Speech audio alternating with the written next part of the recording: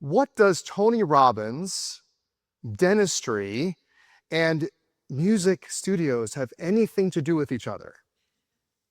Well, I'll talk about that in a moment. My promise to you is that you're going to learn decades of proving marketing and business success in a simple and actionable method. This is going to be very fast paced, what I do. So get ready, warm up your wrists. We're going to take some notes. Now, when I go over some questions, just write one word or two. You don't have to get it all, but I just want to get you moving with this. And then we'll have the Q&A with Marty afterwards. A little bit about me, as he talked about, I'm the founder and CEO of Ulster Dental Academy. I'm a lawyer. I've got to get away from that mic over here. MBA, entrepreneur, author, speaker. Okay, great. So why dentistry? Well, let me tell you my origin story. My father's a dentist. And ever since I was a little boy, he said, son, don't be a dentist. Because look, and he was a high-end dentist, and my dad's my hero. But you had these insurance companies taking over, corporate dentistry. He didn't know how to run a business. And so he's like, the people that are doing well are the Martys, or guys like that can run businesses. Go do that. Be a business person. Become a lawyer. So I did. And you can trust me, I'm a lawyer, right? But my goal was to become a Fortune 500 CEO. Nothing to do with dentistry. And so I built my skills accordingly. As Marty mentioned, I wrote a best-selling book with Brian Tracy, and I work with this guy, Tony Robbins. More about Tony in a moment. So while I was working for Tony Robbins, my father's business, quite frankly, was facing bankruptcy. And so I offered to help. And he said, okay. And so what I was able to do is, through marketing, the Wild Wild West about 15, 20 years ago, I sent a flood of new patients to his office, but they weren't converting. So I did a little experiment. Where's my wife, Heather? There she is, okay? She is my co-owner and co-founder. She is a phone skills instructor, and you'll see about that later. Now, she used to work for Bloomingdale's and Theory and Kate Spade, and she was a top salesperson and manager. And I said, what if I took her and brought her into the dentistry world, because they weren't converting all this traffic I was doing. And sure enough, she helped me take that $1 million business and get it to 2.3 million in less than 18 months. So we were rocking it. We were seeing heads of state. It was amazing. So back to Tony and back to Vegas, which is pretty cool, because I want to tell you a little story about Tony and me. So we're in Vegas, we're at the Rio, and Tony does this conference, executive meeting, where he has all his top coaches and consultants there. So I was there. And so it's a pretty big room, not like this. And Tony comes, walking in, Tony, he's a big guy and intense, like he's a bull coming in wherever he goes. And he just picked on, just picked on one of the consultants. This was like one of our top, we have a consulting coaching division. So he picked on one of our consultants. He says, tell me a story. Okay, the guy starts talking, and then Tony hears his story. He's like, he didn't like it. Not like the story. That's not how we do it. That's not what we teach. That's garbage. It's bullshit. And he's got a foul mouth. He curses a lot, Tony Robbins, by the way. It's a bit much. If you ever get a chance to go to his UPW, it's fun walking on coals, but he'll curse a lot. But he's intense. Great guy, but very intense. Then, all of a sudden, he comes around and he points to me. He's like, tell me a story. So I tell him a story about my father and what I was able to do as practice, how we made a difference in not just the business, but his life. And then, of course, I mentioned some of the Tony Robbins tools that I used. And he was like, that's it. Great story. He was very happy. And he comes in, he shakes my hand. And he's got big hands. Like, I'm holding on to his pinky. He really is big hands. So I'm like, whew, I was sweating, but we did that. So Tony Robbins was happy. And so, like I mentioned, shook his hands. But so I'm thinking to myself, and then Jay Abraham, by the way, I love this quote, because this kind of, as this happened, I thought about Jay Abraham. And he says, if you truly believe that what you have is useful and valuable to your customers, then you have a moral obligation to try to serve them in every way possible. And combined with that and the experience with Tony Robbins and what I did with my father, I'm like, could I do this for other people? Because it was really special helping my dad. And so I made this assumption that what if I go out there and help other dental offices? Maybe they're just like my dad. Maybe they're good, caring people that just need some help with running their business. And it was naive, but it worked out quite well. We are now business partners with some of the top players in dentistry. We're probably one of the most well-known coaching consulting firm in all of dentistry. And I don't take all credit for that. I started the vision. We have an amazing team, and that goes to the integrator concept a little later. But I wrote the book, Dental Practice Excellence. This is something I'll be signing for you later. You have it. Now, cool thing about this is, if you take away dental from this and our podcast, everything we do, it's business training. You will benefit from it. Change the numbers. All of it's the same thing. I don't know crap about dentistry. I know nothing about dentistry, but I know how to run businesses and build enterprises. That's what I do. I have a rule with my dentists: no DDS around me. No dull dental stuff. I don't want to hear it. You can talk about that later, but around me, we're talking about business. We're talking about entrepreneurship. We're talking about building a great life. That's the podcast. So anybody here already subscribed to it? If not, subscribe, follow, like. It's really great stuff. And you'll see later, I had Marty on my show quite a few times. So what do we do at All Star? We do management, marketing training, we do coaching, we do events, we do Mastermind. We also do hiring. That's a side hustle, but we'll get to that. What does MAS do? Management and marketing training, coaching, events, Mastermind. We do the same thing, just different industries. And so back to this whole, I don't know, jigsaw here. How does this all make sense? Well, this guy. Where is this guy? Where did Marty go? There he is, back there. You said you were going to be over there. He's back there. Okay. He said, I'm here for you. If anything happens, I'm here. Well, you're all the way back there. If I fall, how are you going to catch me? All right. So Marty is my mastermind leader. I've been working with him and Heather's with me and him for over a decade. He's brilliant. And now he's the heir apparent of Dan Kennedy. No wonder. So he's been critical to our success. So think about it. It's Marty, myself, and other business leaders around the world that have similar companies in different industries, and we share ideas. And we have a mantra in our group. It's a safe place. We never stole an idea we didn't like. So we're very cool about it. So before I get into the 5 steps of building your business, let me talk about the 6 most common marketing mistakes. I know you guys love marketing, and marketing was one of my thing and still is my thing at All Star. The first marketing mistake is doing what everybody else is doing. If you do what everybody else is doing, you're going to get what everybody else is getting. And that's poor results. We don't want what they're doing. So what does everybody else do? Just enough to get by, last minute preparation, putting out fires. I heard that here discussed today. We're not being proactive. Marketing with no focus or intention. And we're not training. Not you guys, but everybody else does that. So consider this and just kind of jot this down here. Everybody's got a website. What makes yours different? How are you different? Everybody is doing marketing. How are you doing it better? And just one word or two, not a whole sentence. Just quickly, boom, Freudian, bam, whatever comes out. Everyone answers the phone.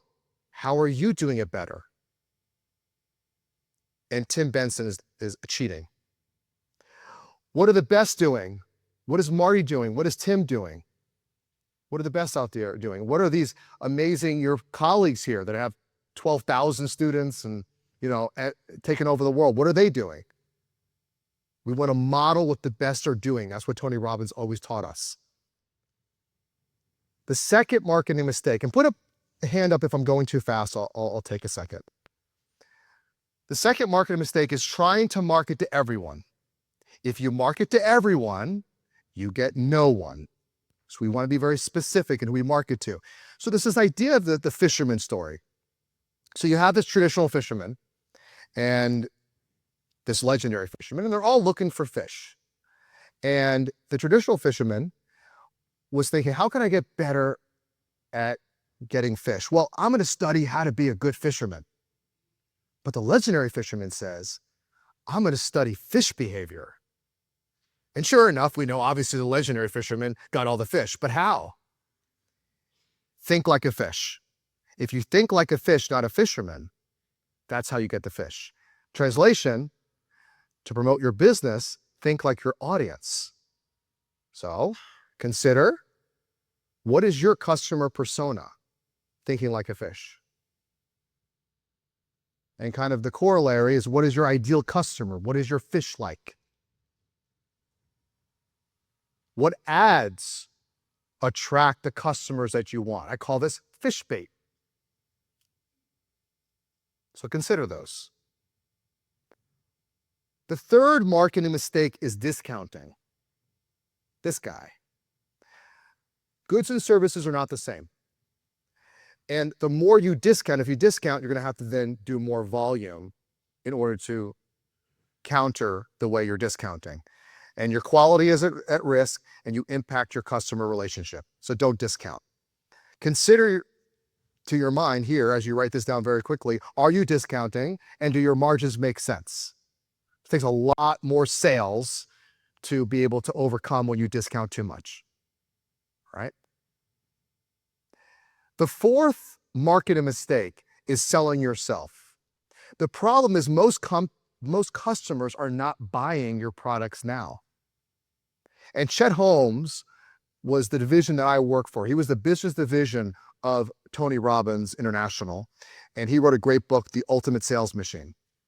And in the book, he talks about this buying pyramid. And only 3% of your audience is buying now. They want lessons. What about everybody else? Well, 7% are open to it. 30% are not thinking about it. Another 30% don't think they're interested in it. And finally, 30%, they know they're not interested in it. So we probably don't want to spend a lot of time with them. But our goal is we want to get people up the pyramid. We want to convert them from don't think they're interested to not thinking about it to open to it to buying now. Does that make sense? Push them up the pyramid. So how to target the 70%? Well, we have to cast a wide net. We're going to do a stadium pitch that I'll tell you about in a moment, what that is. We need a lead magnet, opt-in, and follow-up. Now, marketing sources. These are my favorites that we do at All-Star. And yes, Google is a big thing, a lot of Google. Every time Marty talks about Google, I got to do more of that. He's right. Email list is huge for us. We have one of the biggest lists in dentistry. I mean, I could close All-Star tomorrow and start a whole new business just because I have a list. There's power in a list. I do email trades and email blasts, paid blasts. I do website organic. I do pay-per-click, YouTube, podcasts, and social media. Podcast has been great for us as well. The stadium pitch. So this is what Chet Holmes would teach us. That basically here we are. Let's say we're in a stadium. What is going to capture everybody's attention to pay attention? And so I would say something like this. I'll put this at Marty. I'd be like, okay, welcome to Miami Stadium where the Dolphins play. You had to come this evening, but you don't have to stay. If our speaker fails to keep your interest, you can simply get up and leave. So you say, please join me in welcoming Marty. Yay. Okay. So the point is with the stadium pitch is we got to get something to get people to stay and listen. If we don't do that, we're not going anywhere in the pyramid. And so I want you to write down, well, I say write down your stadium pitch, hold that because you'll see, I'll give you some ideas of how to kind of work this out. Now the stadium pitch could be analogous to a tagline or even your elevator pitch. I need something to get my attention. So here are some top performing subject lines. You can take a picture of it. I have my team go through all of our emails over the last 10 years. I said, what are some really good ones that are doing well? Here are some good ones. Your business is hemorrhaging money. Oh, that sucks. Why? I'm going to listen to what that is and how to fix it. The 5 steps to all-star hiring. I see you guys like hiring. You like to know those 5 steps? We talk about that in our podcasts. You can go listen to the 5 steps to all-star hiring. And I would say as well, get on our email list. You don't have to buy anything. Everything you need is at mass, but just grab all of our stuff. Take it, watch it, read it. Wonderful. Enjoy it. Recession-proof cheats. The critical role of great first impression, tired of being told no, motivation, inspiration. All these did very well, high open rates. So that gets the audience attention. Now that we did that, that's our stadium pitch, something that gets their attention, okay? Now we want to do some more copy. So here this copy, this is one of our landing pages. It does very well, right? Look, the one thing 97% of dentists are not doing, and they should. How to reduce turnover by 25% and increase motivation by 500 or 400. You guys would be opted in for that right away. I want to know that. Okay, simple steps to yield massive results. So these are your stadium pitch power right here. Now, once you have the stadium pitch, you need a lead magnet. You need something to get them to engage with you. And these are ebooks. We have probably 20 ebooks and we're making new ones every day. So I'm saying grab them, take what you can from them. And so what this does is it positions us as the authority when you have a book. I have a book. So like, oh, and he's a lawyer at MBA. He must know something. Whether I do or I don't, I create the impression I do. And that's what you want to do when you're working in your marketing. That's where you want to be the logical choice. After they download the ebook, and I know Tim works on ClickFunnels with you, which is great, then you want to get them into an autoresponder sequence. So we're saying, here's some examples of ours. Well, we tell them now we're live, limited time only, right? And that's what I'm saying, guys, opt in for our stuff. Look at our autoresponder sequence, copy it, I don't care. Then we do testimonials. Well, so-and-so, they went to our music studio, they had great success or happier. They're now president of the United States, I don't know. It's easy and affordable, and then kind of urgency to make a move and make a change. Action steps, or things to be aware of. Don't sell, educate, become the trusted authority. When you have a guide or ebook or white paper or something, you are the authority. That's how you get people open. You see, now they're not buying now, but they read your ebook and they go, oh, maybe this might be something I want. And we start getting them up the pyramid. You follow? Create an ebook, as I mentioned, and market that guide. Market that guide. Facebook, email blasts. You can even print them out when you work. All right, the fifth marketing mistake is pay and pray. That's basically, I'm going to spend a boatload of money on marketing, and I hope I make some money on it. We don't want to do that. So you got to measure all your marketing. You want quantitative measures, phone calls, email inquiries, e-blasts, downloads, clicks, ROI, revenue, referrals. Those are your quantitative. We can measure that. Qualitative, how's my team doing? Morale, enthusiasm, teamwork, happiness, lower stress. We need a way to measure what we're doing, what's happening. What are the quality of the leads that we're getting? Consider, are you tracking? Make a note down. Yes, no. Am I tracking all my marketing? If not, do it. Make sure your marketing company's doing it. Do you have quantitative and qualitative measures? Maybe you can list a couple that you have. Write down, what's your top quantitative measure that you look at to make a decision? What's your top qualitative measure to make a decision? Make sure you're using Google Analytics. It's free. Use it, if not more tracking. The sixth marketing mistake is having an untrained team. But there's a concern. I've been asked before, what if I train my team and they leave? I don't want to put all that effort and money into them. But I'll ask you this, what if you don't train them and they stay? So ABT, always be training. There's a great line from Atomic Habits, which says you want consistency over intensity. So training one time, this event is amazing, but it doesn't stop here. You're going to keep training with Marty over and over and over again. Consistency over training builds the habit. That's how you're successful. I was talking with a group about this the other night, right? Consistency over intensity. And Heather's like, don't tell them the whole speech. Let them watch it. Okay. Gesundheit.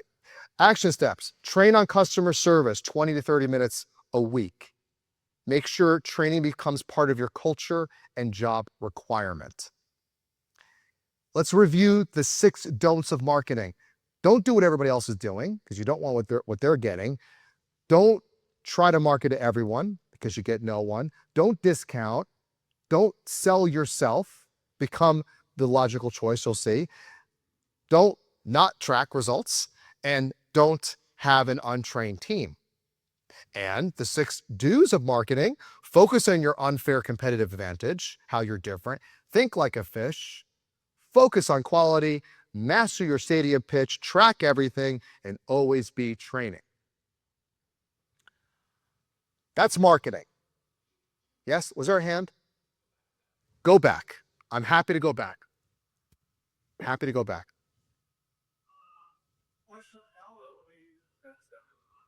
Yeah, we can ask a quick question. Go ahead. Oh, Mike, come. Where's the mic? Here, come on up. Question.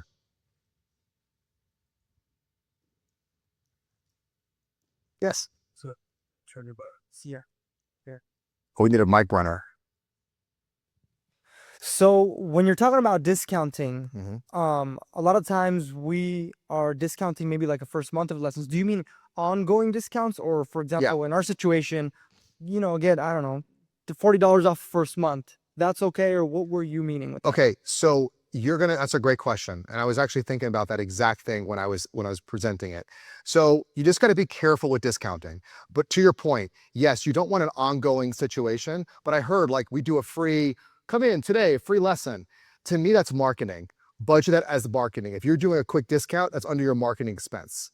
You're gonna have to do the math, but you're right. You don't want to be an ongoing situation. The other thing you want to be careful of is how you're branding yourself. So if you continue to discount, that's the discount guy. Or they go, Marty, he never discounts. He's the best. Whatever I'm saying, you have to see what effect that creates. So for example, you see a dental office, right?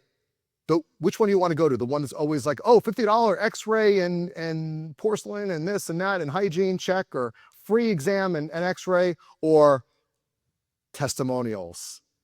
This, top Google reviews. If you're the top in your area and you're known, you don't have to do that as much, right? And that's why I'm saying you can do that as a marketing thing, but don't make that your only one-trick pony. Become the expert. If you're the expert, like you're gonna come to me or Marty, you're gonna say like, you want me to discount what I do? Like, that's gonna, so if you're the best in the industry, instead of the discounting, give them a guide. Let me teach you something. So you could do that as a marketing thing. If it's listening, we don't want to throw logic out the window. If the tactic's working, do it. But I think I wouldn't make it your only trick, and I wouldn't keep it ongoing. Does it make sense? Because if you discount too much, you then have to then produce more to compensate that. Make sense? Great question. Thank you. Any other questions? No? Okay, cool.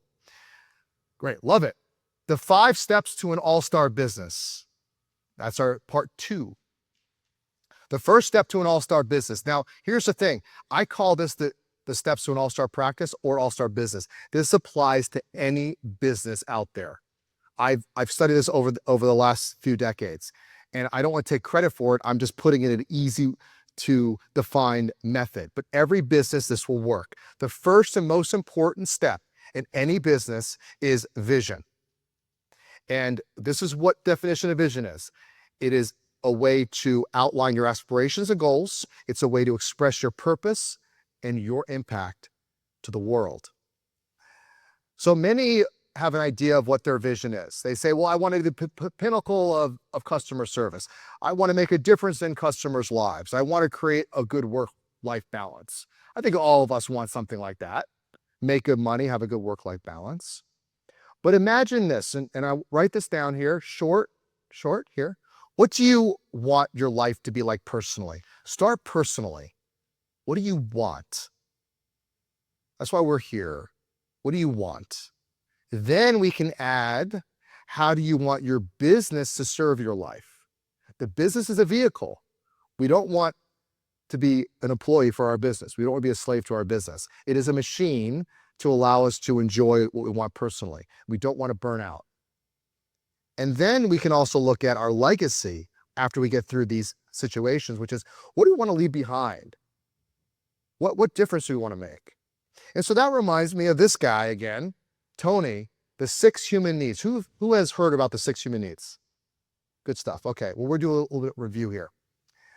And so, by the way, you'll see I have 2 websites here. I have All Star Dental Academy and alexnottingham.com. So I have some personal videos on YouTube, and I do one on the 6 human needs. So many resources. Also Dental Academy, alexnottingham.com. You get a lot of great stuff. So with Tony Robbins, we start with certainty and variety. So these are needs that we want. Now, they have a polarity, because certainty is, I want to make sure that I'm making enough money, that I have predictability, that these things happen. But then variety, we want to have fun. We want uncertainty in our life, because too much certainty can be boring. So we want to make sure we satisfy both of these needs, right? But have some balance. Okay. So yes, you want your studio to make money, but you want to have variety in what you do in your studio, that it's not boring to go every day. Then you have significance versus love and connection. Significance is about myself being, oh, look at me, I'm a speaker, I feel good, significance. Little ego is nice, or look how amazing Marty and Elvis played yesterday, that's significance. But then there's also love and connection. If you become too significant, you may not be able to be there for your loved ones, right? But if you're too much love and connection, then you lose yourself. So it's a balance. And then lastly, you have what Tony Robbins calls the spiritual needs, which are growth. How do I improve as a human being? And contribution. What impact can I leave or make on the world? Those do not have a polarity. So all these needs we want to be aware of as we're thinking about our vision, to think about what do we really want inside? Because that's the energy that's going to be able to drive your business. So blend the needs with intention. And your vision doesn't have to be formal. I have a whole MBA program I teach on vision, mission, values, purpose. Forget about that for this purpose. It's just what do you see right now? What do you see today? So just pick something. Write something down if you haven't already, a need, something we spoke about that could reflect your vision. What could be meaningful for what you do, right? I saw Marty has faith, belief, you have your values. So write down your vision, right? So you have it, then what do you do about it? You write it down. If you don't write down your vision, you're not serious. So write something down. Every decision you make must equal your vision. Your team members, are they simpatico with your vision? What about your customer experience? What about opportunities to make your team better? There shouldn't be any hesitation. When you know your vision, you can make a decision very quickly and clearly of what needs to be done, because it's something that's greater than yourself. There will be barriers to your vision. Every time you support your vision, you make it stronger. Every time you go against your vision and you capitulate, you make it weaker. So you have an opportunity every day to work with your vision. What are you willing to give up to achieve your vision? Will you compromise? Will you avoid those difficult conversations or decisions, people pleasing, or whatever that might be? And can you sacrifice the short term for the long term? You guys are all here. You guys are the doers. You sacrifice some time to fly out here and, whatever this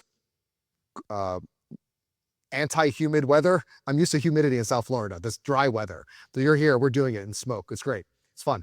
So you did it to be better. You're with the best, Marty. Clarity is key. If you're not clear what you want, your results will be inconsistent. So we want to be clear. Speak it and think it. You will find the more you think or speak your vision, the more you will attract situations and circumstances that correspond in kind. That is the law of attraction. The more we do it, the more we create it. Action steps. What 6 human needs did you identify with? Write that down. Certainty, uncertainty, growth, contribution, variety. That's that already. We had significance, and we had love and connection. Which one of those resonated with you? Write down your vision, personal, business goals. Make a note, tell your team about it. Have them be involved with it. Express what you stand for. And ask your team, once you have some idea of what you want to do, ask your team to contribute to your vision. Hopefully they're in alignment. The second step to an all-star business is your team.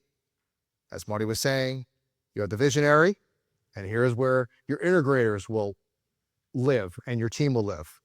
The second step to an all-star business. There are 4 elements of an all-star team. They're committed to customer service. They take initiative and proactive. You don't tell them what to do all the time. They love learning. They have a growth mindset, and they're open to feedback. Positive, no drama. Your team must equal your vision and elements. So you could use your vision as a guide to hiring team members and keeping them on board. When you have what you stand for, you know what you're looking for. That helps in your hiring process. Now, there's a differentiating between will not and cannot. If somebody will not adhere to your vision, you got to get rid of them. They're poison. Marty's great about that because you're speaking to your lowest common denominator here. If they cannot work with your vision, give them the benefit of the doubt, train them, coach them. If they're incompetent, eventually you have to let them go. You got to be steadfast to your values. Make the vision bigger than anyone, including yourself and your company. It's not about you. Remind yourself that. It's not about you. The third step to an all-star business is training. The first aspect of that is onboarding. You want to get a quick impact within 90 days of when you train. That's what onboarding is. I'll give you an example. The Ritz-Carlton. The Ritz-Carlton will not allow you to touch the phone without 90 days of phone training. You're thinking that might be extreme. How fast do you have somebody answer the phone when they work for you, typically? 5 days? That's really good. Not 90 days. So let's see why that might be. I'm going to give you a dental example, and you can make a music studio example, but show you what I tell the dentist here. I say, dentists are missing, and I'm being nice with them. Usually they're missing about 57 calls a month. They're not converting. Let's just say 16, one per working day, because dentists only work 4 days a week. That's how dentists go. And yeah, and the patient value is $642 for the first year of the patient. Multiply that by 1 month. That's $10,000 in revenue. Miss because the person didn't know how to answer the phone properly. Well, over a year, that's $120,000. Lifetime value of a patient is 10 years. That's $1.2 million from that 1 month of what happened there. So we're like, you see why the Ritz-Carlton understands I better be training. They better be superstars, okay, when they're on the phone.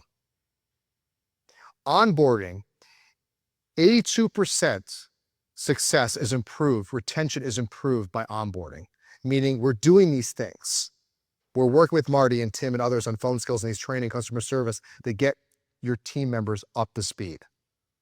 Employees expect 60% of them feel they will learn on the job, the training. So you hire for attitude, you train for skill. The second step, so we onboarded well, and so now we want to gain our competitive advantage. That is comprehensive training. That is the ongoing training that you guys are doing. The key to success that I have found is 20 minutes a week of training is the sweet spot for what I recommend. Because it's only so much. We're busy, but can we do 20 minutes a week of coursework and then talk about it? So you could budget max an hour. Some coursework in the mass manual, I assume, and then talking about it, working on it. We all know the story of the tortoise and the hare. Who won that race? The tortoise. Why? Slow and steady won the race. And actually, if you go on YouTube, they did a real test, and it happened that the hare couldn't stay. It was all over the place, and the tortoise, it won the race. So maybe it's not just mythology. True. So when I was in undergrad college, I barely got into undergrad. I had a good GPA, but my SATs were no bueno. And I ended up graduating summa cum laude, 4.0 GPA. And I like to think it's because I'm so smart, but a lot of it had to do with I knew how to study, and I taught people how to study. And it was little by little. I never crammed. And so Marty's like, he was seeing my preparation for you guys. This is my 5th iteration of PowerPoint that he's going. He goes, no keynote ever does that. And it's because I know success. I could do this without looking at it. You got to prepare. All the best prepare. Tom Brady, Michael Jordan, they prepare, they do it right. Okay, that's a professional. Now, I saw this happen at Tony Robbins called the training effect. And what would happen is when you train, you're going to see an improvement, but then it's going to go down. Skill will be lost. You're going to have some skill will maintain, but you have to keep training to push up the training effect. We can't stop. We're designed to go backwards. So we have to keep training. Training mastery is onboarding and ongoing comprehensive training. That's the deal. Do that, you'll be very successful with training. The fourth step to an all-star business is coaching. What I often hear from business owners is, I have an issue with leadership. I'm not a good leader. I think I heard that just earlier. Whether it's leadership or accountability. Delegation. I don't delegate well enough. I can work on that too. KPIs, my key performance indicators. I don't know them. Systems. I need more systems. Or cash flow. I don't have enough cash to make me happy. So that's why I often hear some of the major complaints from business owners across the gamut. Did you know that 75% of the Fortune 500 CEOs state coaching as one of their top 3 factors to success? This is a shortcut. Coaching really is. Fortune magazine found the monetary payoff from coaching to be 6 times what the coaching cost their company. So you guys are banking working with mass. I mean, the return on investment is incredible. Why is coaching so valuable? Specialized knowledge. The coach is bringing something that you don't know, okay, that they have been able to hone over decades. They have a unique perspective. They're not in your business. They're working on your business because you're stuck in groupthink often, and they can see gaps in your business. They can identify areas to improve. Coaching is very helpful. What are the best in business doing? The 5 steps, right? We talked about. What are they doing? What are the best doing? I have a coach for everything. I got a business coach. I mastermind with this guy every year, okay? I have a tennis coach. I have a mindfulness coach. Whatever I want to get working with, I have a coach. I have mentors. That's a trick way up. Well, you guys are networking, other ways to be coached. The 5th and final step to an all-star business is the mastermind. So a mastermind, it's not a class, it's not a workshop, it's not group coaching, and it's not a get-together with our buddies. Oh, I can make a mastermind. Let's just all get together and hang out. That's a mastermind. No, this is a bunch of friends hanging out. Napoleon Hill in Think and Grow Rich stated that the mastermind is defined as the coordination of knowledge and effort of 2 or more people who work together towards a definite purpose in a spirit of harmony. It's a nice book, old book, but good book. I define it as an alliance where members work in harmony with humility, we don't know, and accountability with the goal of collective business and personal growth. That's our goal. I did a webinar or a podcast with this guy over here, Marty. You can go to allstardentalacademy.com/Marty, and you can watch our interview. We talk about the origin of the mastermind. So check that out. All-Star was born in a mastermind. So I didn't know right away after working with Tony Robbins, I'm going to build this enterprise that is All-Star Dental Academy. I remember just writing on the board, All-Star something, I don't know. And then in one of my mastermind groups, I kind of worked this idea out, and it just came.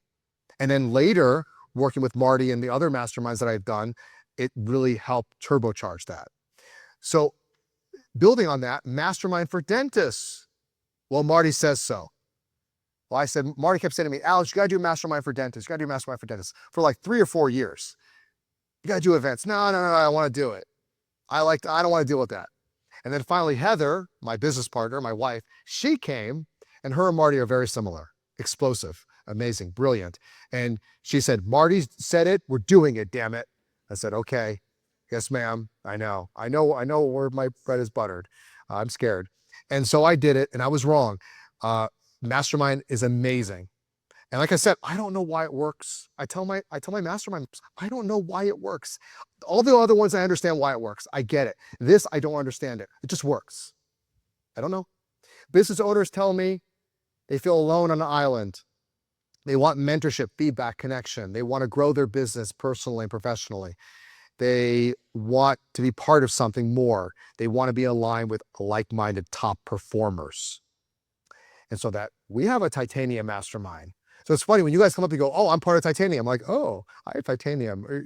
So of course, Marty's influence there. What is or who is a good candidate for mastermind? Humility. I don't know it all. Listen, be open. Many in a mastermind are already successful, right? We want to go back to a beginner's mindset. We have a growth mindset. We're looking to improve. We want to break the status quo. We're not okay with the way things are, always looking at it better. And we love to share. Be a go-giver, not a go-getter. This is a huge thing that Marty, I remember he gets nuts on this stuff. He does not want people in our mastermind or any mastermind that are coming here just to take. You got to be a go-giver. And this guy gives. You know, we're talking about our current mastermind, like, listen, we have too many, we need to get some people that are going to add some stuff here. But Marty is just so much giving. That's what it's about. And you got to keep a long-term perspective. Those are people you want in a mastermind group. What to look for in mastermind? Exclusivity per region, so you are not afraid to share. Flexibility, some online, some in person. Coaching and support. Balance of structure and what I call organized chaos. That's what I call mastermind. It's organized chaos. My job and Marty's job as mastermind leaders is to be able to allow these brilliance of all of you to come out without becoming chaotic. A little chaos is good. You don't want so much structure because you don't want it to go off the deep end. That's a mastermind.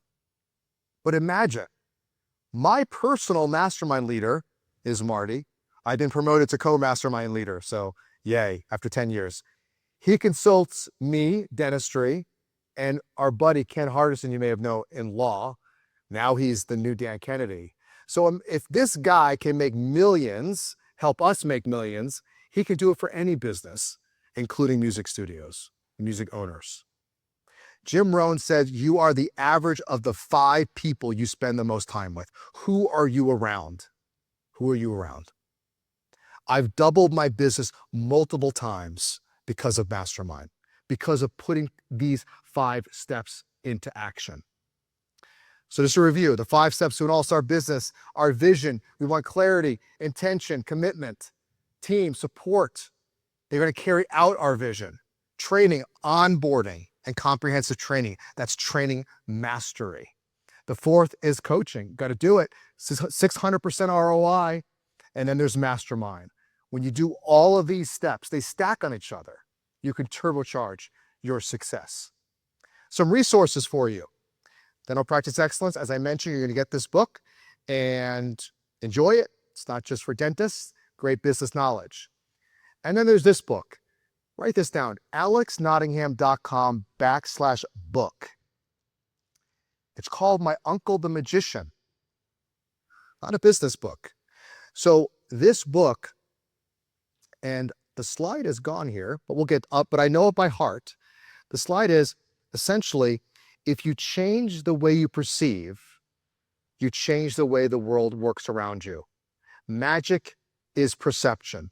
And this book is about my magic uncle, which is based on a true story, who taught me about how to create a life of happiness, how to overcome fear. So it's a great, you all hear the hero's journey, or you see movies like Star Wars. It takes that road, right? You meet a wise guy, right? A wise person who teaches you knowledge, and that helps you face the things you have to face in life. And it's a very easy read, a very nice a tale that I think could benefit everybody. And my reason for doing this is now in publishing process, where Heather's helping me. She's good at finding a publisher. It's going to be published later this year. But it's my way of giving back to what he gave to me. So when you go to the website, you can watch the 3-minute animation video with a voiceover, and you can download the first chapter for free. And I can keep you posted on when the book is ready to be put out there, when it's published. Okay. Also, we have Dental All Stars podcast. Follow, like, subscribe. I'll put all the good buttons. Leave a comment. But this is some great resources for you, as well as allstardentalacademy.com. Any of the ebooks you're welcome to have. This group. It's a great honor to be asked to be here, Marty, to be part of all of you. It's just so wonderful. And talking to you guys earlier. And I have to say 2 things. Viva Mass and kick Mass.